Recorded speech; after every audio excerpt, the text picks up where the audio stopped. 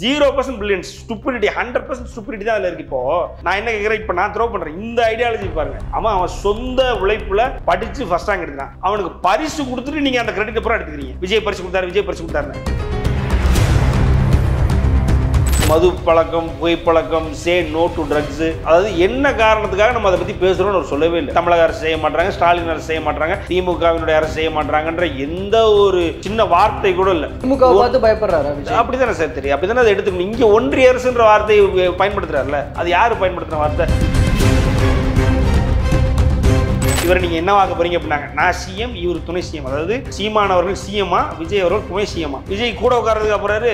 விஜயினுடைய அரசியலுடைய தாக்கம் அவ்வளவுதானா? சீமான அடிபட்டு சீமான் என்னை நம்பிதான் அவர் அரசியல் பண்ண போறாரா? அவ்வளவுதான் விஜயா?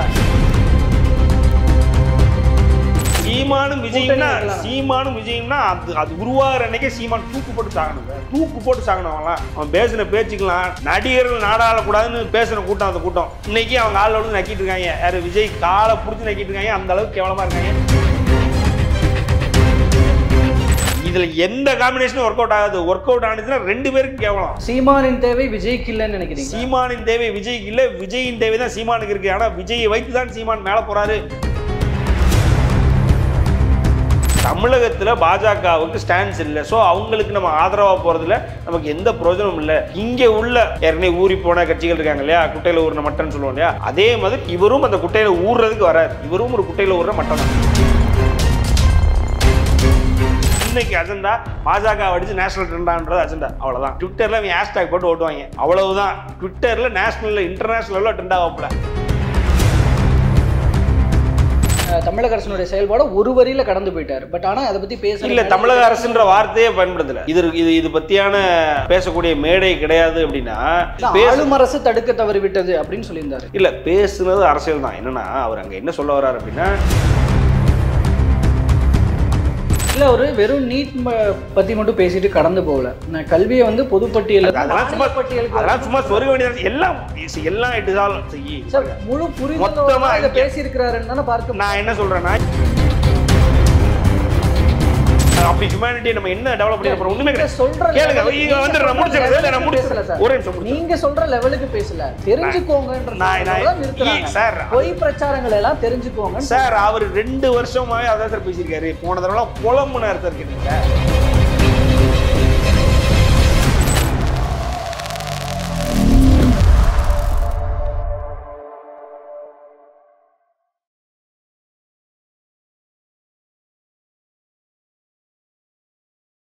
ஐட்டமிழ் நேயர்கள் அனைவருக்கும் அன்பு வணக்கம். இன்றைய சிறப்பு நேர்காணலில் நம்மோடு இணைந்திருக்கிறார் சத்யன் ராமசாமி அவர்கள். அவரிடம் தற்போது விஜய் அவர்களுடைய செயல்பாடுகள் குறித்து, மாணவர்களிடையே பேசிய பேச்சுக்கள் குறித்தெல்லாம் பேச இருக்கிறோம். பேசலாம் அவரோட. வணக்கம் சார். வணக்கம். நல்லா இருக்கீங்களா? ரொம்ப நாள் கழிச்சு சந்திக்கிறோம். நடிகர் விஜய் அவர்கள் தமிழக வெற்றி கழகத்தினுடைய தலைவர். அவர் வந்துட்டு மாணவர்களுக்கு 2வது ஆண்டாக ஊக்கத்தொகையும் பரிசு பொருட்களும் வழங்கிட்டு இருக்கு. இந்த விஷயத்துல இன்னைக்கு வந்து 2வது கட்டமாக அது போய்கிட்டு இருக்கு. நீட் விலக்கு இது குறித்து எல்லாமே அவர் பேசியிருக்கிறார். இதுல உள்ளார்ந்து நம்ம பேசுறதுக்கு முன்னாடி அவருடைய இன்றைய அந்த ஸ்பீச் பத்தி என்ன முதல்ல என்னன்னா, ஃபர்ஸ்ட் போன வாரம் அவர் முதல் சுற்று நடக்கும் பொழுது நீங்க நான் பேச மாட்டேன்னு சொன்னார். எதுக்கு நானுமே நிறைய இடத்துல சொல்லும் போது கூட இது ஒரு கேள்வியாகவே வச்சேன். எதுக்கு பேச மாட்டேன்னு சொல்றாரு? இதுதானே அவருடைய அரசியல் களம். அதாவது மாணவர்களை கூப்பிட்டு வச்சு அரசியல் பேசணும், மாணவர்கள் முன்னாடி தன்னுடைய கட்சியை ப்ரமோட் பண்ணுன்றதான் அஜெண்டா. அப்புறம் எதுக்கு பேச மாட்டேன்னு சொல்றாரு? ஒரு நல்ல வாய்ப்பை எதுக்கு விடுறாரு அப்படின்னு யோசிச்சு நான் சொல்லவும் செஞ்சேன். அவர் கணிப்பு போல சொல்லவும் செஞ்சேன். அவரால் சொன்ன வாக்கை காப்பாற்ற முடியாது, கண்டிப்பாக பேசுவார் அப்படின்னு நான் சொன்னேன். அதே மாதிரி அவர் பேசியிருக்காரு. இது பெரிய என்ன சொல்ற ஆச்சரியப்படக்கூடிய விஷயம் இல்லை. அவர் சொன்னதை செய்ய மாட்டார்ன்றது எதிர்பார்த்தது தான் நடந்துருச்சு. ஒன்று. 2வது பார்த்தீங்க அப்படின்னா, சரி பேச போறாரு. எதை அவர் வந்து நீட்டை பற்றி பேசணும்னு பிளான் பண்ணி தான் வந்து பேசியிருக்கிறாரு. அது நல்லாவே தெரியுது. நீட்டை பற்றி அவர் பேசுகிறாரு அப்படின்னா இப்போ நம்ம அவரை எந்த மாதிரி புரிஞ்சுக்கலாம்? ஒருவேளை அவர் வந்து திராவிட கொள்கைகளின்படி, திராவிட சித்தாந்தத்தின்படி அப்படி போயிடலாம். அதாவது இங்கே வந்து பாஜகவுக்கு போதிய வரவேற்பு இல்லை, ஸோ பாஜகவை நம்ம எதிர்க்கிறது தான் நமக்கு சரியான அரசியலாக தெரியும் அப்படின்னு சொல்லி அவர் ஒருவேளை நினச்சிருக்கலாம். அதனால தான் அது பேசியிருக்கிறாரோ. இதில் என்ன நம்ம பார்க்கணும்னா, இவர் வந்து ஒரு சாமானிய அரசியல்வாதியாக தன்னைத்தானே நிலைநிறுத்தி கொண்டார். இல்லை அவர் அப்படிதான் அப்படின்னு தான் புரிஞ்சுக்க தோணுது. இப்போ போன தடவை வந்து மது பழக்கம், புகைப்பழக்கம், say no to drugs, say no to temporary pleasures அதெல்லாம் பேசினார். அப்போ பேசும் பொழுது எதன் காரணம், அதாவது என்ன காரணத்துக்காக நம்ம அதை பற்றி பேசுகிறோன்னு அவர் சொல்லவே இல்லை. என்ன நடந்துட்டு இருக்கு தமிழ்நாட்டில், தமிழ்நாடு இப்படி போயிட்டு இருக்கு, தமிழ்நாடு அரசு வந்து ஒழுங்காக செய்ய மாட்டாங்க, தமிழக அரசு செய்ய மாட்டாங்க, ஸ்டாலின் அரசு செய்ய மாட்டாங்க, திமுகவினுடைய அரசு செய்ய மாட்டாங்கன்ற எந்த ஒரு சின்ன வார்த்தை கூட இல்லை. தமிழக அரசினுடைய செயல்பாடு ஒரு வரியில கடந்து போயிட்டார். பட் ஆனா அதை பத்தி பேச இல்ல, தமிழக அரசுன்ற வார்த்தையே பயன்படுத்தல. இது பத்தியான பேசக்கூடிய மேடை கிடையாது. அப்படின்னா ஆளும் அரசு தடுக்க தவறிவிட்டது அப்படின்னு சொல்லியிருந்தாரு. இல்ல, பேசுனது அரசியல் தான். என்னன்னா அவர் அங்க என்ன சொல்ல வர்றாரு அப்படின்னா, திமுகவினுடைய ஆட்சி இங்க நடந்துகிட்டு இருக்கு, இங்க ட்ரக்ஸ் வந்து தலைவிரிச்சு ஆடிட்டு இருக்குன்னு. பட் ஆனா அதை வந்து அவங்க பேரை எடுக்க பயந்தாரா என்னன்னு தெரியல, அவங்க பேர் எடுக்க ஒரு மாதிரி தயங்கி பேர் எடுக்காம பேசினார். திமுக பார்த்து பயப்படுறாரு. அப்படிதானே சார் தெரியும், அப்படிதானே அதை எடுத்துக்கணும். இங்க ஒன்றிய அரசுன்ற வார்த்தையை பயன்படுத்துறாருல, அது யாரு பயன்படுத்தின வார்த்தை? ஏறக்குறைய அது யார் உருவாக்கின வார்த்தை? அதுக்கு என்னதான் அர்த்தங்கள் இருந்தாலும், அது அரசியலமைப்பு சட்டத்தில் இருந்தாலும் சரி, இதுக்கு முன்னாடி பல பேர் அதை ரெஃபர் பண்ணியிருந்தாலும் சரி, இப்ப நவீன காலத்துல அது திமுக தான் பயன்படுத்திட்டு இருக்கு. அதற்கு விளக்கங்களுமே கொடுத்தாங்க அவங்க. ஏன் ஒன்றிய அரசு நம்ம சொல்றோம் அப்படின்னு. இன்னும் சொல்ல போனா பார்லிமெண்ட்ல போய் தயாநிதி மாறனும் ராஜாவும் கனிமொழியும் அதை உறக்க சொன்ன அந்த ஒரு வார்த்தை, அந்த ஒரு வார்த்தையை தான் இவரும் பயன்படுத்துறாரு. பயன்படுத்தி நீட் எதிர்ப்புன்றதை முன்வைக்கிறாரு. சோ திமுகவினுடைய ஆட்சியை அவர் வந்து குறை சொல்லும் பொழுது, இல்ல ஆட்சியில் நடக்கிற ஒரு அவலத்தை பத்தி பேசும்பொழுது ஆட்சியை பத்தி எதுவுமே சொல்லல, ஆட்சியாளர்களை பத்தி எதுவுமே சொல்லல. ஆனா ஒன்றிய அரசை பத்தி பேசும்போது சொல்றாரு, இது ஒன்றிய அரசு வந்து இது தப்புதான்ற மாதிரி சொல்றாரு. சோ என்ன, நாங்க சிம்பிள், தமிழகத்துல பாஜகவுக்கு ஸ்டாண்ட்ஸ் இல்லை, சோ அவங்களுக்கு நம்ம ஆதரவா போறதுல நமக்கு எந்த பிரயோஜனமும் இல்லை.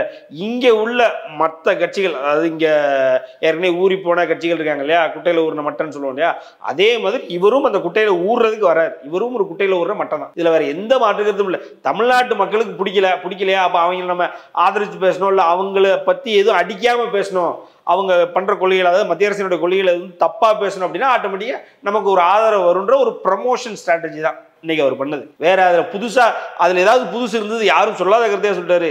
எனக்கு தெரியும் வருடங்கள் வருஷமா இருக்கு, ஏறக்குறைய இதைத்தான் நம்ம பேசிக்கிட்டு இருக்கோம், வச்சுக்கிட்டு இருக்கோம். இப்பயும் போய் அந்த மாணவர்களுடைய மனசுல வந்து ஒரு குழப்பத்தை விதைச்சிருக்காரு. இப்போ மற்ற அரசியல்வாதிகள் பேசுறாங்க அப்படின்னா பொதுவா இப்போ உங்களை மாதிரி ஒரு பத்திரிகையாளர் முன்னாடி பேசுவாங்க, அப்படி இல்லைன்னா பத்திரிகையாளர்களுடைய சந்திப்புல பேசுவாங்க, வைப்பாங்க, ரைட்டு, அது அதோட கடந்து போயிடுவாங்க. எத்தனை மாணவர்கள் உட்காந்து அரசியல் யார் என்ன பேசுறாங்கன்னு கேட்டுட்டு இருக்க போறாங்க? ஒரு திருமாவளவன் என்ன சொன்னாருன்னு கேட்க போறாங்களா, வேல்முருகன் என்ன சொன்னாருன்னு கேட்க போறாங்களா, இல்ல மத்திய அரசு எதிர்த்து பேசுறவங்க எல்லாரும் நீட்டை பத்தி தப்புன்னு எல்லாரும் சொல்றாங்க, அப்ப நம்ம நீட் வேண்டான்னு எத்தனை பேர் உட்கார்ந்து கேட்க போறாங்க? ஆனா ஒரு மாணவர்களுடைய கூட்டத்து முன்னாடி வச்சுட்டு இவர் அங்க நின்றுட்டு, அதுவும் நல்லா பாத்துக்கோங்க, 10வது 12வது நீட்டுக்கு ஸ்கோப் உள்ள மாணவர்கள், அவங்க எல்லாம் சும்மா நம்மள மாதிரி கிடையாது, 400 எடுத்து பாஸ் ஆனவங்க கிடையாது, இவங்க எல்லாம் ஸ்கோப் உள்ள மாணவங்க. இப்ப இவங்க முன்னாடி உட்கார்ந்து நீட்டு தவறுன்னு சொல்லி குழப்பினா அது எவ்வளவு பெரிய விளைவு உண்டாக்கும். இல்ல அப்ப இந்த மேடை வந்து நீட் எதிர்ப்பு பத்தி பேசுவதற்கான மேடை இல்லைன்னு சொல்ல வரீங்களா? அப்போ இது நீட் எதிர்ப்புக்கான மேடை இல்லைன்றது அவருக்கு தெரியணும். எங்களை பொறுத்தவரைக்கும் என்னைய கேட்டீங்கன்னா, மாணவர்கள் முன்னாடி அரசியல் பேசுறது தவறும் வேணாம். ஏன்னா மாணவர்கள் அவங்க கரியரை முதல்ல ஸ்ட்ராங்கா வச்சுக்கணும். ஏன்னா அங்கே அரசியலுக்கு வந்து இப்போ எப்படி மாணவர்கள் ஒவ்வொருத்தரும் வந்து பிரியாணிக்கும் கோட்டருக்கும் சுத்த சொல்றீங்களா நீங்க? என்னைய கேட்டால் அது வந்து ஒரு தவறான ஒரு முன்னெடுப்பு. அந்த மாதிரியான லெவலுக்கு போயிடக்கூடாதுங்கிற ஒரு பாயிண்ட்ல இருந்து அதை தான் சொல்றேன் சார். அரசியலை தெரிஞ்சுக்கோங்க வச்சுக்கோங்கன்னு சொல்றதுல இப்போ ஒரு 1000 பேர் முன்னாடி சொல்றாங்கன்னா அதுல 1000 பேர் அரசியலுக்கு வராங்கன்னு வைங்களேன், எத்தனை பேர் அதில் ஜெயிக்க முடியும்? எத்தனை பேர் ஸ்டாலினா உருவாக முடியும், உதயநிதியா உருவாக முடியும், எடப்பாடியா உருவாக முடியும்? பெர்சன்டேஜ் ரொம்ப கம்மி. தலைவர்கள்னு ஒரு 20 தலைவர்கள் பேரை சொல்லுவோமா நம்ம? மீதி இருக்கிறது ஃபுல்லா ஏதோ ஒரு வகையில அரசியல் கட்சியில் சேர்ந்துட்டோமே கமிட்டடா இருக்கும். செலவு தான். அரசியல் வந்து பெருசா உங்களுக்கு வருமானத்தை ஈட்டு கொடுக்குற வழியா அரசியல். அப்படி இல்லைன்னா உங்க கரியர் யாரு பார்க்க போறா? அரசியல் கட்சி வந்து உங்க வீட்டை கவனிக்குமா? ஸோ மாணவர்களுக்கு இந்த நேரத்தில் பொதுவா எல்லா மாணவர்களுக்கும் போய் சேரக்கூடிய நல்ல கருத்துன்னா என்னன்னா, உன் குடும்பத்தை முதல்ல பார்த்துட்டு நீ நல்லா சாதிச்சு வந்துட்டேன்னா, ஒரு சசிகாந்த் செந்தில் மாதிரியோ எத்தனையோ IAS IRS இருக்காங்க, ஒரு அரவிந்த் கெஜ்ரிவால் மாதிரி, நீ அதுக்கப்புறம் வந்துட்டு போ, உனக்கு தங்க தாம்பாளத்தில் வச்சு தாங்க மக்கள் தயாரா இருப்பாங்கல்ல. அதுதான் ஒரு நல்ல முன்னெடுப்பா இருக்கும். ஆனா இவர் நல்லா புரிஞ்சுக்கோ சார், நீட்டை யாரு எங்க வேணாலும் பேசலாம், தப்பு கிடையாது, விஜயுமே பேசலாம். ஆனா ஒரு மாணவர் இவங்க தான் சார் நாளைக்கு அப்ளை பண்ண போறாங்க. இப்ப இன்னைக்கு உட்காந்து குழப்பிருக்காரு, நாளைக்கு போய் அப்ளை பண்ணலன்னா இது தமிழ்நாட்டு, அதாவது ஓவராலா அஸ் ஸ்டேட்டா நம்ம ஃபெயில் ஆகும், ஒரு மாநிலமா நம்ம தோத்து நிற்போம். இன்னைக்கு நீட்டுன்றது வந்துட்டாங்க சார், இன்னும் போட்டு நீட்டுன்னு உழப்பிட்டே இருக்காங்க சார். பசங்க எத்தனை பேர் இன்னைக்கு வந்து தமிழ்நாட்டில இருந்து நீட்ல ஜெயிச்சு எத்தனை பேர் உள்ள போனவங்க இருக்காங்க தெரியுமா? ஆக ஒரு காம்படிஷன் இருந்தா நம்ம பசங்க முதல்ல தடுமாறதான் செய்வாங்க. ஏன்னா இங்க உள்ள ஆட்சியாளர்கள் என்னைக்குமே மத்திய கொள்கையை எதிர்த்து தான் இருந்திருக்காங்க. அதனால இவங்களை ஒரு குழப்பி விட்டு ஒரு வழியா பசங்க இதுல நீட்டு தான் இனிமே அப்படின்ற மாதிரி இப்போதைக்கு ஸ்டெபிளைஸ் ஆகி மேல வந்து எத்தனை ரேங்க் அடிக்க ஆரம்பிச்சாங்க தெரியுமா? இப்போ உட்காந்து மறுபடியும் அவங்களே கூப்பிட்டு வச்சு நாளைக்கு அப்ளை பண்ண போறவங்களை கூப்பிட்டு வச்சு நீங்க நீட்டு வேண்டாம் அது வேண்டாம்னா அவங்களுக்கு எந்த மாதிரியான ஒரு ஒரு பிம்பத்தை ஏற்படுத்தும்? இப்போ இது ஒரு குழப்பத்தை ஏற்படுத்தி ஒரு மாணவனோட வாழ்க்கையாவது மாறிடுச்சுன்னா அதுக்கு விஜய் பொறுப்பு இருப்பாரா? நாளைக்குன்னா என் தலைவன் விஜய் சொல்லியிருக்காரியா, நான் நீட் எழுதக்கூடாது, அவன் டாக்டர் ஆகிறதுக்கு எல்லா ஸ்கோப்பு பொட்டன்ஷியலும் இருக்குன்னு வைங்களேன், அவன் நேராக போய் இந்த கட்சியில் சேர்ந்து என்னைய மாதிரி உட்காந்துருக்கான். அப்படி தாவே கழகம் தான் நம்பர் 1, விஜய் தான் உயிர் அப்படின்னு உட்காந்துருக்கான். அவனுக்கு அதுவும் இதுவும் ஒன்றா, நானும் டாக்டர் ஒன்றா சார், இல்லை இல்லை. அப்போ அப்படிங்கும் பொழுது அந்த ஒரு பெரிய அவனுடைய வாழ்க்கையை அங்கேயே விஜய் சிதைக்கிறாருன்னு தான் நான் பார்க்கணும். அப்படித்தான் நான் பார்க்குறேன் சார். இது பேசக்கூடிய இடமே இது இல்லை. ரெண்டாவது, இதெல்லாம் தெரிஞ்சவர் பண்ண மாட்டார். அவர் எதையுமே தெரியாம பண்றவர் தான். அவருக்கு பொதுவான இந்த டாபிக் எடுத்ததுக்கான சுச்சுவேஷன் பாருங்களேன். இப்போ இந்த நீட் முறைகேடு அப்படின்றது வரும்போது நாடாளுமன்றத்திலே அதை பத்தி பேசும்போது இதை பத்தின ஒரு விசாரணை வேணும், இது எல்லாமே பேசும் பொழுது தேசிய அளவில் இதை பேசிட்டு இருக்கிறாங்க. ஒரு கட்சி தலைவராக அவருக்கும் பேச வேண்டிய இடத்துல அவர் இருக்கிறார். ஸோ இந்த மேடையில் அவர் அதை பேசுறார். இப்ப பேசுறது இருக்கிற விஷயத்தை பத்தி ஏன் ஒரு இத்தனைக்கும் அவர் கான்சென்ட்ரேட் பண்ற விஷயம் ஸ்டூடெண்ட்ஸ் அவங்களுடைய ஸ்டடீஸ் இதை தான் கான்சென்ட்ரேட். நீங்க நியாயமா பாருங்க சார். அப்ப அந்த வகையில சொன்னது சார், நாட்டுல கள்ளச்சாராயத்தினால நெருங்கி 50 பேர் இறந்து போயிருக்காங்க. அது இல்லாம இங்க பெரிய ட்ரக் மாஃபியாவே இதுவரைக்கும் தமிழ் அரசியல் சரித்திரத்திலே இல்லாத அளவுக்கு இந்தியாவே திரும்பி பார்க்குற அளவுக்கு ஒரு கேவலமான ஒரு விஷயம் அரங்கேறியது ஒரு ட்ரக் மாஃபியா அப்படின்னு சொல்லி ஒரு பெரிய விஷயம் நடந்திருக்கு. ஏறக்கூடிய 1000 கோடி மதிப்புல விளையாண்டுருக்காங்க. இதெல்லாம் நடந்திருக்கு. இதெல்லாம் நடக்கும் பொழுது ஒரு ட்வீட் பண்ணாரு. அதை பத்தியும் அவர் பேசும் பொழுது அந்த அரசை சாடி பேசலையே. இப்போ நீட்டை பத்தி நீங்க பேசிட்டு இறங்கிருந்தா பிரச்சனை இல்லையே. நீட்டு நீங்க ஒண்ணு இல்ல சார். ஒரு போன பேட்டியில பாத்தீங்கன்னா கரியர் கைடன்ஸ் கொடுத்தாரு. நீங்க அரசியல ஒரு கரியரை எடுத்துட்டு உள்ள வாங்கன்னு சொன்னார். அதாவது அவருடைய கட்சிக்கு அவர் அழைக்கிறாரு. அதுதான் அவர் பண்ணிட்டு இருக்காரு வருஷமா. இப்போ இந்த தடவை நீட்டை பத்தி பேசும்போது நீட்டு நீங்க ஒன்னு எடுத்துக்கோங்க, எடுக்காதீங்க, இல்ல என் அரசியல் என்னை முதல்வராக்க நான் நீட்டை ஒழிச்சிடறேன் அப்படி பேச வேண்டியதானே. அதை விட்டுட்டு இப்ப மட்டும் எதுக்கு அரசை கோட் பண்ணணும் அவரு? ரெண்டாவது பாத்தீங்க அப்படின்னா சார், இன்னைக்கு நேரத்தில் நடக்கலையே. போன வருஷம் மாணவர்கள் யாரும் நீட் எழுதலையா? போன வருஷம் அவர் இதே மாதிரி பேசும்போது நீட்டை பத்தி பேசலையே. அதுக்கு முந்தின வருஷம் பேசலையே. நீட் இன்னைக்கு நடந்த பிரச்சனையா? அதை பத்தி ஒரு ட்வீட்டுமே போட்டது இல்லையே. போன வாரம் பேச மாட்டேன்னு சொன்னவர் இந்த மாதிரி ட்வீட் அது நீட்டை எடுத்துட்டு வந்திருக்காரு அப்படின்னா இது ஒரு பிளான்டு அஜெண்டா, ஒரு மார்க்கெட்டிங் ப்ரொசீஜர். அவருக்குன்னு ஒரு மார்க்கெட்டிங் டீம் இருக்கு சார். அவங்க சொல்றதை பண்றாங்க. அவங்களுக்கும் ஒரு புரிதல் இருக்கணும். என்னன்னா மாணவர்கள் முன்னாடி உட்கார்ந்து நீட் எழுதக்கூடாதுன்னு சொல்றவங்க இவங்க நாளைக்கு அப்ளை பண்ண போறாங்களே, எந்த மாதிரியான தாக்கத்தை இவர்களுக்கு உருவாக்கும், இவരുടെ குடும்பத்துக்கு உருவாக்கும்.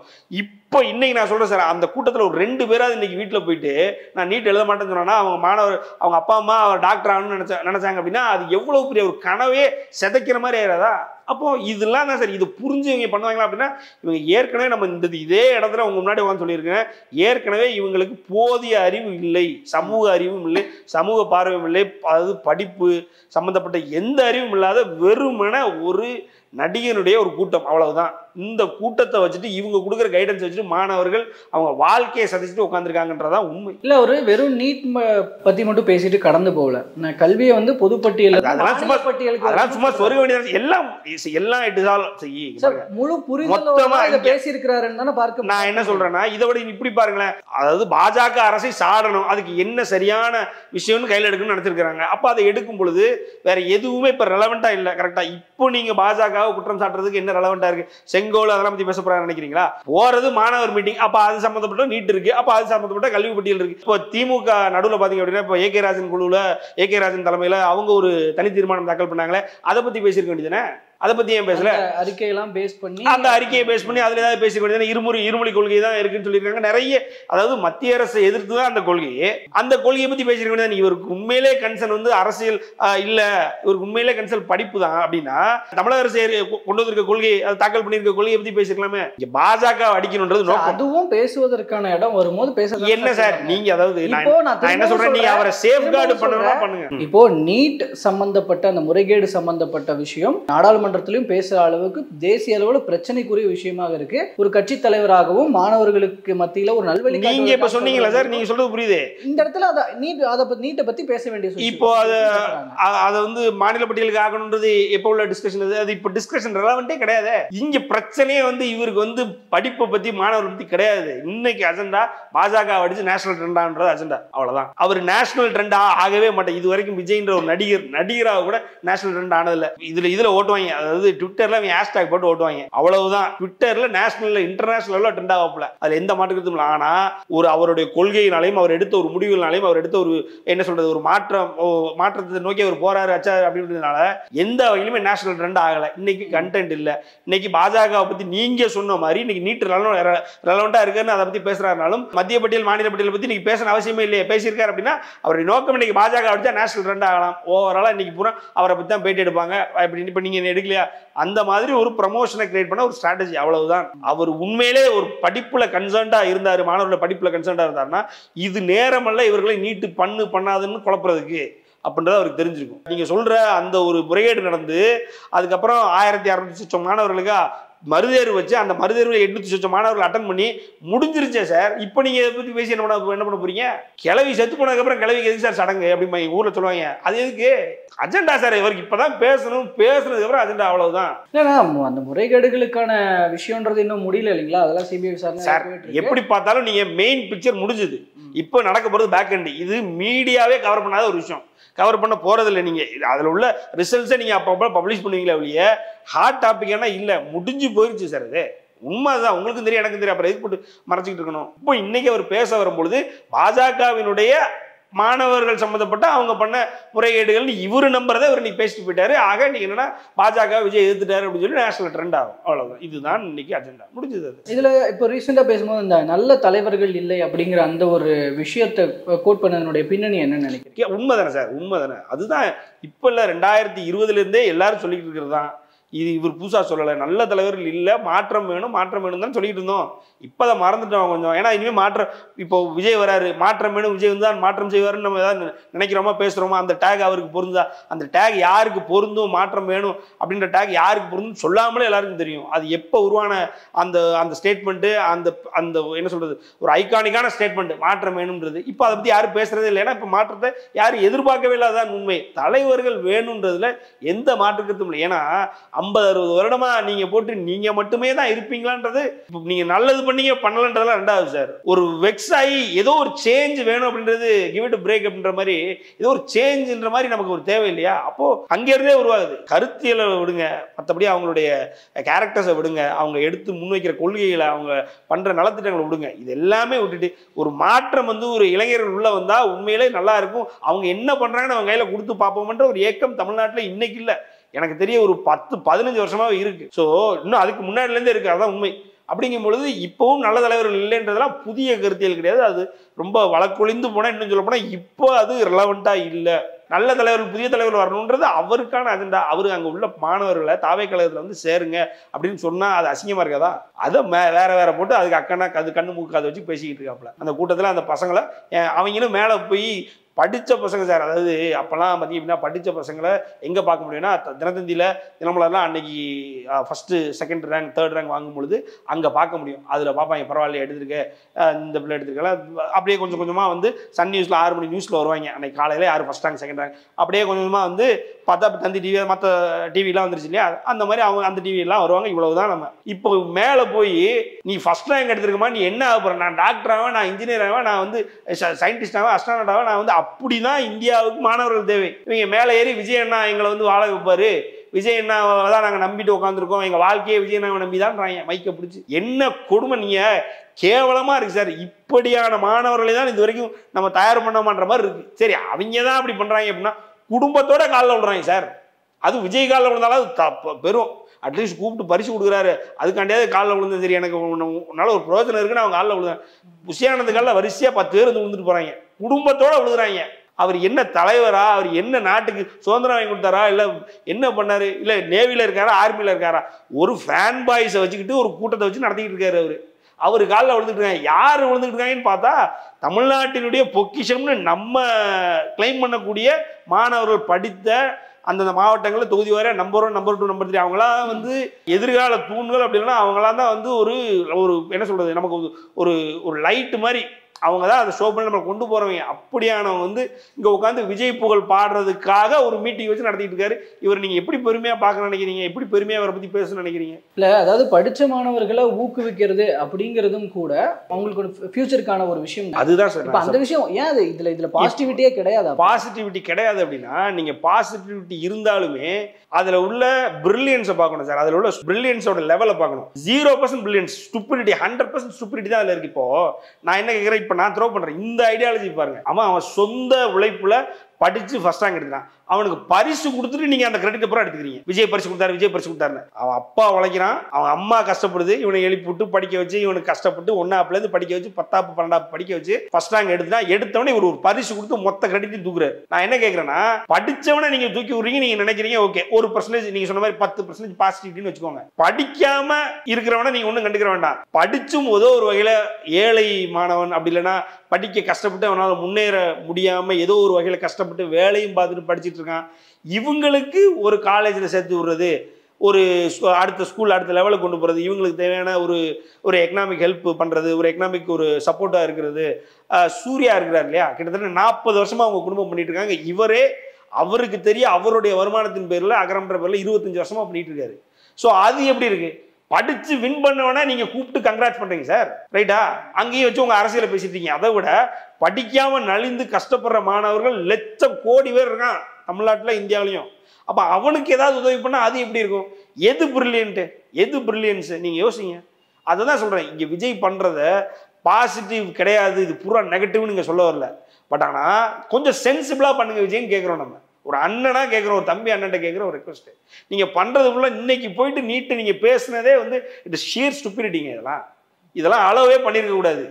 என்னை கேட்டால் இப்படி மாணவர்களை கூப்பிட்டு வச்சு இவர் பிரெயின் வாஷ் பண்ணி கட்சியை சேர்க்குறாரு, கட்சியில் சேர்த்து மாணவர்களை பூரா கெடுக்கிறாரு, அவங்களை நீட்டுக்கு போக விடாமல் அவங்கள வாழ்க்கையே திசை திருப்புறான்னு பாஜக கேஸ் போடக்கூடிய விஷயம் இது. இது கேஸ் போட்டு இது வந்து அவர் ஏற்கனவே நிறைய தடவை வாங்கியிருக்காருன்னு நினைக்கிறேன். சுமந்த்ராமனுடைய மனைவி, அவங்க யாரு, அருணா சுமந்தா ஏதோ ஒரு நேம் நினைக்கிறேன். அந்த மாதிரி இது நல்ல ஒரு ஜஸ்டிஃபைடான ஒரு ஜட்ஜு, அதாவது நியாயத்தின் பேரில் ஜட்ஜஸ் நிறைய பேர் இருக்காங்க. ஜட்ஜையே ஜஸ்டிஃபைடான ஜட்ஜுன்னு சொல்கிற இடத்துல நம்ம இருக்கிறோம்.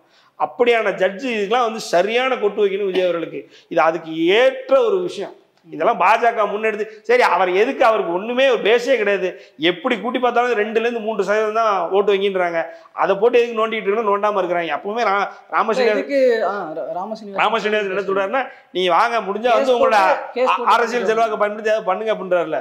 அவ்வளவுதான். இதெல்லாம் அந்த மாதிரி டீல் பண்ணு நினைச்சு பாஜக ஒதுங்கி போதே ஒழிய, இப்போ என்னை போன்ற ஆட்களுக்கு என்ன சொல்றது, ஒரு பெரிய ஒரு பணபலமோ இல்லை வேற அளவுக்கு ஒரு பெரிய அளவுக்கு ஒரு என்ன சொல்றது ஒரு லா சப்போர்ட் இருந்ததுன்னா கண்டிப்பா இதெல்லாம் வந்து கேஸ் போடக்கூடிய எல்லா முகாந்திரமும் இருக்கிற ஒரு விஷயம். ஸோ இப்போ மாணவர்களுக்கு இதன் மூலமாக கொடுக்கறதன் மூலமாக தன்னுடைய அரசியல் பயணத்துல இதுவும் ஒரு ஸ்டாப் அப்படிங்கிற மாதிரி ஒரு விஷயத்தை பண்ற விஜய் அவர்கள் இதன் மூலமாக இளைய சமுதாயத்தின் மத்தியில குறிப்பாக புதிய தலைமுறை வாக்காளர்கள், புதிய வாக்காளர்களாக வரப்போறவங்க, அவங்களோட மைண்ட்ல எந்த மாதிரியான இடத்த பிடிக்க போறாருன்னு நினைக்கிறேன். இப்போ சீமானோட ஒரு 5% முன்னாடி இருப்பார். சீமான் இதை தான் பண்ணிட்டு இருக்காரு. சீமான் தன்னுடைய மேடைகள்லேயே ஒரு தடவை புலாங்கி தான் மடைஞ்சு, அவர் எப்பயுமே அப்படி தான் பேசுவாப்புல.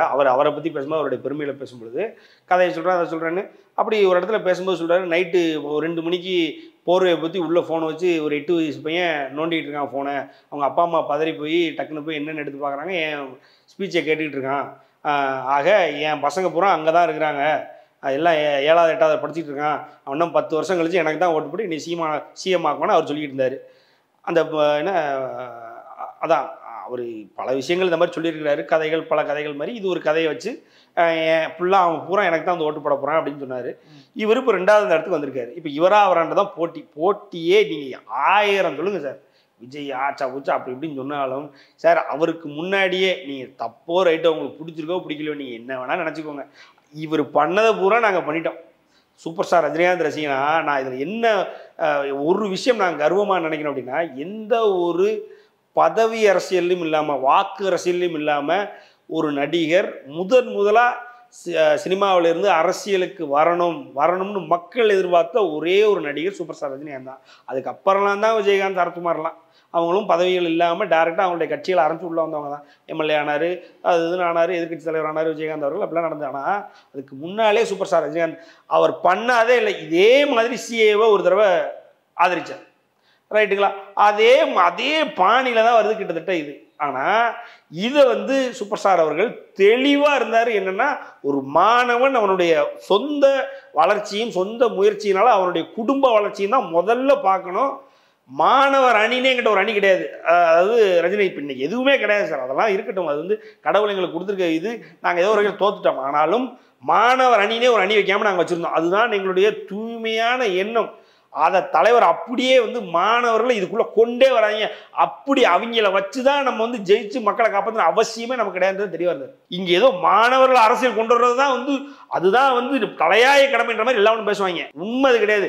அப்படி அந்த ஒரு அவனுடைய குடும்பத்தை விட்டுட்டு நமக்கு வந்து நம்ம என்ன கொள்கையை அப்படி தூக்கி பிடிச்சி இங்கே அப்படி ஹியூமனிட்டியை நம்ம என்ன டெவலப் பண்ணி போகிறோம் ஒன்றுமே கிடையாது. கேளுங்க, ஒரே நிமிஷம், நீங்க சொல்ற லெவலுக்கு பேசல, தெரிஞ்சுக்கோங்க சார். பொய் பிரச்சாரங்கள் எல்லாம் தெரிஞ்சுக்கோங்க சார். அவர் 2 வருஷமாவே அதான் சார் பேசியிருக்காரு. போன தடவை புலம்புனார் சார், கிட்டத்தட்ட புலம்புனார். நான் அதை முடிச்சிடறேன். அதாவது இவர் வந்து அப்படி மாணவர்களே வேண்டான்னு சொன்ன பொழுது அதை அப்படிப்பட்ட ஒரு அரசியல் எப்படி இவர் வந்து மாணவர்களை வச்சு தான் அரசியல் பண்ணிட்டு இருக்காரு. போன தடவை புலம்புனார். என்ன புலம்புனார் தெரியுமா? என்னை பற்றி தப்பா எழுதுறாங்கன்னு ஓப்பனாக சொல்லாமல் தவறான கருத்துக்களை பொய்யா பேசுகிறாங்க. மீடியாவை ஃபுல்லாக அக்யூஸ் பண்ணாரா இல்லையா போன தடவை? எதுக்கு? இடையில பார்த்தீங்க அப்படின்னா அவரையும் வந்து த்ரிஷாவையும்லாம் ஒன்றா பேசி எல்லா மீடியாவும் கிட்டத்தட்ட பேசினாங்க. என்னை போன்றவர்களும் பல பேர் மீடியாவில், இன்னும் சொல்ல போனால் நான் சொல்கிறது மெயின் ஸ்ட்ரீம் மீடியாவே அதை பற்றி ஒன்றா பேசி எழுதுகிற அளவுக்கு இருந்தது. அப்போ அதைத்தான் புலம்பிட்டு போனார். அப்போ அதை மாணவர்கள் பார்க்கும்போது சிரித்து வைக்கப்படுவாங்களா இல்லையா? ஸோ அதை பண்ணக்கூடாது, ஐயோ நம்மளை இப்படி நினைச்சிடக்கூடாது பசங்க அப்படின்றது அந்த புலம்பல். அவருடைய தேவை, அவருடைய என்ன சொல்கிறது முயற்சிக்கான வெற்றி தேவை. ரெண்டாவது, அதுக்கு மாணவர்களை தூக்கி போடலான்னு இந்த சீமானுடைய ஸ்டைலில் ஃபாலோ பண்ணுறாரு. 1000 இருந்தாலும் சீமானா தளபதி விஜயன் தான் வரப்போகுது 2026. அதுலயும் சீமானா விஜயா அப்படிதான் இருக்கும்னு நினைக்கிறீங்க? ஏன்னா சீமானும் விஜயும் அப்படின்னு வரலான்ற ஒரு பேச்சோடு. சீமானும் விஜயம்னா அது உருவாகிற அன்னைக்கே சீமான் தூக்கு போட்டு சாகணும் சார். இதை நீங்க பிரமோல போடுங்க, தூக்கு போட்டு சாகணும். அவன் பேசின பேச்சுக்கலாம் நடிகர்கள் நாடாளக்கூடாதுன்னு பேசுன கூட்டம் அந்த கூட்டம். இன்னைக்கு அவங்க ஆள் வந்து நக்கிட்டு இருக்காங்க. யாரு? விஜய் காலை பிடிச்சி நக்கிட்டு இருக்காங்க. அந்த அளவுக்கு கேவலமா இருக்காங்க. அப்புறம் அவங்க என்ன பேசுறது, என்ன எத்திக்ஸ் என்ன உறுதிப்பட தெரிவிக்கல சார். என்னமோ ஒண்ணு நான் சொல்றது என்ன சொல்றேன்னா அது நடக்கும் பட்சத்திலும் சொல்றேன். நான் சொல்றது சீமான் வெர்சஸ் விஜய்னா சீமான் ஆம்பளை, நாங்க ஆள்ல விழுகிறோம் அவங்க ஆள்ல, ரைட்டா? சீமானும் விஜயும் ஒரு பக்கத்துக்கு பிறந்தநாள் வாழ்த்து எழுதியிருக்காங்க சார். உங்களுக்கு சார் உங்க வயசு ஒருமையில வேண்டாம் சார். ஒருமை என்ன சார்? அவர் தான் சார் ஒரு இடத்துல நீங்க சொல்றதுக்காண்டி அவருன்னு சொல்றேன். சீமான் அவர்களிடம் கேட்கும் பொழுது என்ன சார் ஒருமையில பேசுறீங்கன்னு கேட்கும் பொழுது அண்ணன் சீமான் அவர்கள் சொல்றாரு தமிழ்நாட்டில் அதுதான் வழக்கம்ன்றாரு ஒருமையில பேசுறது. அப்புறம் அவருக்கு என்ன? அவன் தானே சொல்லணும். நான் சொன்னது அவருடைய சம்பந்தப்பட்ட சேனல்ஸ்ல இருக்கு, நீங்க எடுத்து பாருங்க. இல்ல நான் உங்களுக்கு வேணா கூட எடுத்து அனுப்புறேன். அவன் கூப்பிடுறதான் தமிழ்நாட்டில் வழக்கம்னு பேசினவர். அவர் எதுக்கு அப்புறம் அவன் தான் நம்ம கூப்பிடணும்? அவர் சொன்னது தானே செய்யணும். அதனால ஒண்ணும் இல்ல, சீமான் வெர்சஸ் விஜய்னு வந்ததுன்னா சீமானது சொன்ன அளவுக்கு சொன்னபடி ஒரு நடிகன் கூட போய் கூட்டணி வைக்க கூடாதுன்னு நின்ட்டாயா அப்படின்ற மாதிரி ஒரு பக்கத்துக்கு பிறந்தநாள் வாழ்த்து எழுதியிருக்கான் சார். இருந்தாலும் நீங்க என்னுடைய ஏர்லி 30s இருப்பீங்க, இல்லை ஒரு லேட் 20s இருப்பீங்கன்னு வைங்களேன். ஒரு 1000 பேர் இது வரைக்கும் பர்த்டே விஷயம் சொல்லியிருக்க மாட்டீங்க. எவனுக்காவது ஒரு பக்கத்தில் எங்கேயாவது நீங்கள் சொல்லியிருக்கீங்களா? நீங்கள் எவனாவது எங்கேயாவது ஒரு பக்கத்தில் வாழ்த்து சொல்லி பார்த்துருக்கீங்களா? ஒரு பக்கம் பூரா போட்டிருக்கான், என் தம்பி, அடுத்து நீ நானும் தான். கேவலமாக இருந்தது அப்படிக்க. அப்படி அவன் தரந்தாழ்ந்து விஜய் அவர்கள் காலில் விழுந்து காலனைக்கு தான் அரசியல் பண்ணணும்னா அது செத்து போயிடலாம் சார். செத்து போக சொல்லுங்க. இல்லை அவர் அப்படி சொல்ல, அவர் இந்த பற்றி கேட்கும்போது சொல்கிறாரு அண்ணன் நான் தான், வேணும்னா தம்பி தான். அது ஒரு பிரச்சனை. அது இதுக்கு முன்னாடியே எனக்கு தெரியும், ஏதோ ஒரு சேனல்லேருந்து ஒரு அவார்ட் ஷோ நடத்துனாங்க. இவரை நீங்கள் என்ன வாக்க போறீங்க அப்படின்னாங்க. நான் சிஎம், இவர் துணை சிஎம். அதாவது சீமான் அவர்கள் சிஎம்மா, விஜய் அவர்கள் துணை சிஎம்மா. அவர் கணக்கு பூரா அதுதான். அப்போ விஜய் துணை சிஎம் ஆகிறதுக்கு இல்லை விஜய் கூட்டணி போட்டு விஜய் கூட உட்கார்றதுக்கு அப்புறாரு விஜயினுடைய அரசியலுடைய தாக்கம் அவ்வளவுதானா? சீமான அடிபோட்டு சீமான் என்னை நம்பிதான் அவர் அரசியல் பண்ண போறாரா? அவ்வளவுதான் விஜயா. அப்புறம் இதுல எந்த காம்பினேஷனும் ஒர்க் அவுட் ஆகாது. ஒர்க் அவுட் ஆனிச்சுன்னா 2 பேருக்கும் கேவலம். சீமானின் தேவை விஜய்க்கு இல்லைன்னு நினைக்கிறீங்க? சீமானின் தேவை விஜய்க்கு இல்லை, விஜயின் தேவை தான் சீமானுக்கு இருக்கு. ஆனா விஜயை வைத்து தான் சீமான் மேல போறாரு. அதாவது மேல போறாரு அப்படின்னா அந்த உழைப்பை அந்த ஒரு வெற்றியை அவர் கொண்டாட கூடவே கூடாது. இன்னும் சொல்ல போனா அந்த உழைப்பை பார்க்கறதுக்கு ஒரு உயிரோடவே இருக்கக்கூடாது, அந்த வெற்றியை பார்க்கறது. ஓகே, ஸோ இப்போ இந்த மாணவர்களுக்கு கொடுக்கறதன் மூலமாக இந்த நிகழ்வு நடந்துட்டு இருக்கிற சமயத்தில் நடிகர் விஜய் அவர்களுக்கு, தவேகாவினுடைய தலைவர் அவர்களுக்கு என்ன சொல்லிக்கணும்னு நினைக்கிறீங்க? உங்களுடைய அரசியலை முன்னெடுக்க உங்களுடைய ரசிகர்கள் இருக்காங்க. ரசிகர்களை முதல்ல நம்புங்க. அதை விட்டுட்டு மாணவர்கள்ட்ட போய் மாணவர்களை குழப்புற வேலையை நிறுத்துங்க. ரசிகர்களை பூத் வேலையில் ஆரம்பிங்க. 2026 தனித்து நிற்க போறீங்களா, என்ன நிற்க போறீங்க, அதற்கான பேச்சுவார்த்தைகளை ஆரம்பிங்க. உங்கள் அறிக்கையை முதல்ல விடுங்க சார். வருஷம் ஆயிடுச்சு சார், நெருக்கி போனால் இன்னும் 4-5 மாதம் ஆனால் 1 வருஷம் ஆக போகுது சார். அறிக்கை என்ன, உங்களுடைய அறிக்கை கொள்கை என்ன, கொள்கை அறிக்கை என்ன, அது போக உங்களுடைய நீங்கள் ஏதாவது எதையாவது எதிர்க்கிறீங்களா, உங்களுடைய கோட்பாடுகள் என்ன, நீங்கள் எதை பேஸ் பண்ணி அரசியல் பண்ண போறீங்க, யார் உங்களுடைய எதிரி, யார் உங்களுடைய தோழன், எதையாவது கிளியராக முதல்ல சொல்லிட்டு இதெல்லாம் நீங்கள் பண்ணீங்க அப்படின்னா பிரயோஜனம். இப்போ நான் என்ன கேட்குறேன்னா சார், சிம்பிள். இவர் மாணவர்கள் பொதுவாக தாவேக்காக வரேன்னு சொல்கிறார். இவருடைய கொள்கை அரசியல் இதுதான் தெரிஞ்சிருச்சுன்னா அந்த வீட்டில் ஒருவேளை பேச்சுக்கிறோம், இன்னைக்கு வந்து பாஜக வைத்துட்டார். இப்போ இவருடைய கொள்கை அரசியல் பாஜகவினுடைய எதிர்ப்பு அரசியல் தான் இவருடைய கொள்கைனா, இப்போ அந்த வீட்டில் பாஜக ஆதரவாளர்கள் இருந்தாங்க அப்படின்னா அந்த மாணவரை விட மாட்டாங்கல்ல, ரைட்டா? பொதுவாக அவளை எதுக்கு வீசுறீங்க? நீங்கள் யார் என்ன ஏதுன்னு சொல்லிட்டீங்கன்னா மாணவர்கள், அது நீங்கள் உங்கள் கட்சியில் வந்து சேரணும்னு நினைக்கிற மாணவர்கள் தெளிவாக வாங்கல்ல, இவர் கட்சியில் சேரக்கூடாது, ஒரு பிஜேபிக்கு ஆதரவாக இல்லை அப்படின்னு சொல்லி சேர மாட்டாங்க, இல்லை ஒரு திமுக ஆதரவாளர்னு சேர மாட்டாங்க. அவருடைய ரசிகர்களே அவங்க ஏற்கனவே குழம்பி போய் தான் இருப்பாங்க. இந்த பரத், இந்த காதல் பரத் மாதிரி தான் சுற்றிட்டு இருப்பாங்க. அவங்களுக்கே தெளிவு இல்லையா? இப்போ பாஜக பக்கம் போகிறாரா, அண்ணன் வண்டி இங்கே போதும் அங்கே போதும் தெரியாமல் சுற்றிருக்காங்க. இன்னைக்கு என்ன பண்ணனே தெரியாமல் ஒரு தான் எழுதிட்டு இருக்கான். நல்ல முடிவு பண்ணிட்டாரு, இது அதுன்னு இல்லை, அவர் பேசினதை போட்டு இந்த பேசியிருக்காருயா பாருங்க, இதை தான் எல்லாரும் போடுங்க. விஜய் மேல இருக்கிற வன்மத்தை அவங்க ரசிகருக்கு மேலே நான் சொல்றதுல தப்பு இருந்தா சொல்லுங்க சார். இதே சொல்லி உயிர் எடுக்காங்க. எங்க போனாலும் வன்மன்றீங்க. நான் என்ன சொல்றேன்னா, இப்போ திமுக வந்து நல்லது பண்றாங்கன்னா ஓகே பண்ணுங்க, பண்ணா இதெல்லாம் ஆட் பண்ணிக்கோங்க, விட்டுருங்க அப்படின்னு சொல்லலாம். இவ்வளவு நேரம் நான் பேசுனதுல இவர் நல்லது பண்ணல நான் சொல்லவே இல்லை சார். அவர் பண்றது நல்லதுதான் சார், ஆனா அதை கொஞ்சம் சென்சிபிளா பண்ணுங்கன்றோம். I making them to understand. நீங்க பண்றது வந்து வழக்குழிந்து போனது. படித்தவங்க அரசியலுக்கு வரணும்னு பேசுறதுலாம் இப்போ ரெலவெண்ட்டே இல்லாத டாபிக். இன்றைய காலகட்டத்தில் அது சம்பந்தமே இல்லாத டாபிக். அதை பேசிக்கிட்டு தலைவர்கள் நல்ல தலைவர்கள் இல்லைன்னு சொல்லி எல்லாம் வழக்குழிஞ்சு போன டாப்பிக்காக பேசி புதுமையை கொண்டு வாங்க. இன்னைக்கு எத்தனை அரசியல்வாதிகள் இன்டர்நேஷனல் லெவலில் நிறைய பேர் இருக்காங்க சார், நிறைய பேர் இருக்காங்க. அதை பார்த்து படித்து புதுசாக என்னென்ன இருக்குது. ஒரு எல்ஜிபிடிக்யூ கம்யூனிட்டி அன்றைக்கி எவ்வளோ பெரிய ஒரு என்ன சொல்கிறது ஒரு பேரணி நடத்தியிருக்காங்க. அதை பற்றி பேசினார் அவர். அதை பற்றி விஜய் அவர்களுடைய இது என்ன, அதெல்லாம் தானே சார் இன்னைக்கு உள்ள ட்ரெண்டுக்கு, இன்னைக்கு மாடர்னான வேர்ல்டில் இன்னைக்கு நம்ம எதிர்பார்த்துட்டோம். அரசியல் படித்தவர்கள் அரசியலுக்கு வர வேண்டும். கேட்டு சலிக்கல. இதை பேசுறதுக்கா விஜய் அரசியல் எதிர்பார்த்துட்டு உட்காந்துருக்கோம். இன்னைக்கு ட்ரெண்டாக நடந்துகிட்டு இருக்க விஷயங்கள்ல என்னென்ன தப்பு பார்க்குறீங்க, என்னென்ன ரைட்டு பார்க்குறீங்க, எதை மாற்ற வேண்டியிருக்கு, அதாவது ரூட் லெவலில் போய் எதை மாற்ற வேண்டியிருக்குன்னு பேசியிருக்காரு. ஒரு இடத்துல போய் அட்டி சீமானாவது அதாவது பேசுவார். என்னதையா நான் அந்த ஆட்டை வளர்க்க போகிறேன், கோழி வளர்க்க போகிறேன்னு நடைமுறை சாத்தியமே இல்லாது. ஆனால் ஒருவேளை நடந்தால் நல்லா இருக்குன்னு நம்மளை யோசிக்க வச்சிருக்கா இல்லையா? பல நேரங்கள் ஒரு பேச்சாளராக சீமான் தோற்றதே இல்லை. இவர் ஒரு பேச்சாளராக கூட சீமான் அளவு கூட இவருடைய கருத்தியெல்லாம் வந்து நமக்கு ரொம்ப கனெக்ட் ஆகிற மாதிரி இல்லை சார். அதுதான் உண்மை சார். கல்வியை மாநில பட்டியல்னு சொல்லும் போதெல்லாம் அரசியலமைப்பு சட்டத்தில் ஒரு கன்கரண்ட் லிஸ்ட் ஒன்று போட்டு அதில் வந்து பண்ணணும். இதெல்லாம் நீங்கள் டெப்த்தாக பார்க்கலையா? இது ஆல்ரெடி டிஸ்கஸ் பண்ணியாச்சு. நான் என்ன சொல்கிறேன், முடிஞ்சு போன விஷயங்கள், வழக்குழிந்த விஷயங்களே பேசிட்டு இன்னும் சொல்ல போனா இன்னும் கொஞ்ச நாள்ல போய் அவர் பண மதிப்பிழப்பு கூட பேசுவார் போல இருக்கு. அவர் அப்பவே அதுக்கு பேசினார், இப்பவும் மறுபடியும் அதை எடுத்து வச்சு பேசுவார் போல. இன்னைக்கு நடக்கிற பிரச்சனைகளை பத்தி பேசவே மாட்டேங்கிறார்ல சார். அதுதானே சார் பிரச்சனை. அதை விட்டுட்டு முடிஞ்சு போன விஷயத்துக்கு இவர் மறுபடியும் எதுக்கு முன்னிலையிட்டு இருக்காருன்னு கேட்கிறேன். நான் சொல்றதுல தெளிவா இருக்கேன். இப்போ உள்ள மாணவர்கள் வேலை வாய்ப்பு பத்தி எங்கேயாவது பேசினாரா? அடுத்து இவங்க 12வது முடிச்சுட்டு போக போறாங்களா, இத்தனை இன்ஜினியரிங் காலேஜ் வெத்தா சும்மா திறந்து படுத்துருக்காங்களா, அதை பத்தி பேசினாரா அவரு? இல்ல வேற மாணவர்களுக்கு போய் படிச்சு, நான் சொல்றது வந்து பெரிய பெரிய காலேஜ்ல, அதாவது டாப் 10 காலேஜ், அட்லீஸ்ட் நம்ம படிச்சு வரும்போது டாப் 50, 100 காலேஜஸ்ல கேம்பஸ் இருக்கும். இப்போ டாப் 10ல கேம்பஸ் இல்லை, அது தெரியுமா? இன்னைக்கு நிலைமை அதை பத்தி பேசினாரா? இந்த மாணவர்களுக்கு தேவையானதுன்னா அதெல்லாம் பேசணும், நீங்க அது சம்பந்தப்பட்டு பேசணும். அப்படி இல்லைன்னா இந்த அரசை நம்பாதீங்க, இந்த அரசு இந்த மாதிரிலாம் கோல்மால் பண்ணி எடுத்து அடிச்சு உடைச்சு பேச, அதுலேயும் ஒரு அரசியல் ஸ்டாண்ட் தான் எடுக்கிறாரு. பாஜகவினுடைய எதிர்ப்பு, திமுகவினுடைய ஆதரவு தான் பண்ணிக்கிறார். அதாவது தமிழ்நாட்டினுடைய மனப்பான்மையை பிரதிபலிக்கிறன்ற பேர்ல இவரும் அதே தான் பண்றாரு. இதுல உண்மையா ஜெனியூனா ஏதாவது ஒரு கன்சர்ன், இப்போ உள்ள கன்சர்ன் எடுத்து பேசினார் அப்படின்னு நம்ம ஒண்ணுமே சொல்ல போறது இல்லை.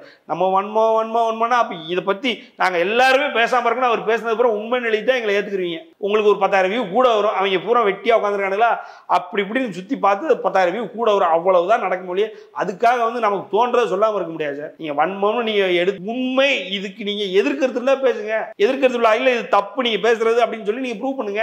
ஓகேங்க சார். ஸோ இந்த விஷயங்களை முன் வச்சிருக்கிறீங்க. இது நீங்க சொன்ன மாதிரி அவங்களுடைய ஃபேன்ஸ் மத்தியிலையும் மக்கள் மத்தியிலும் வைப்போம். விஜய் அவர்களுடைய சமீபத்திய செயல்பாடுகள் குறித்த பல்வேறு கருத்துக்களையும் தகவல்களையும் எங்களோடும் எங்கள் மூலமாக மக்களோடும் பகிர்ந்து கேட்டதுக்கு ரொம்ப நன்றி. நன்றி.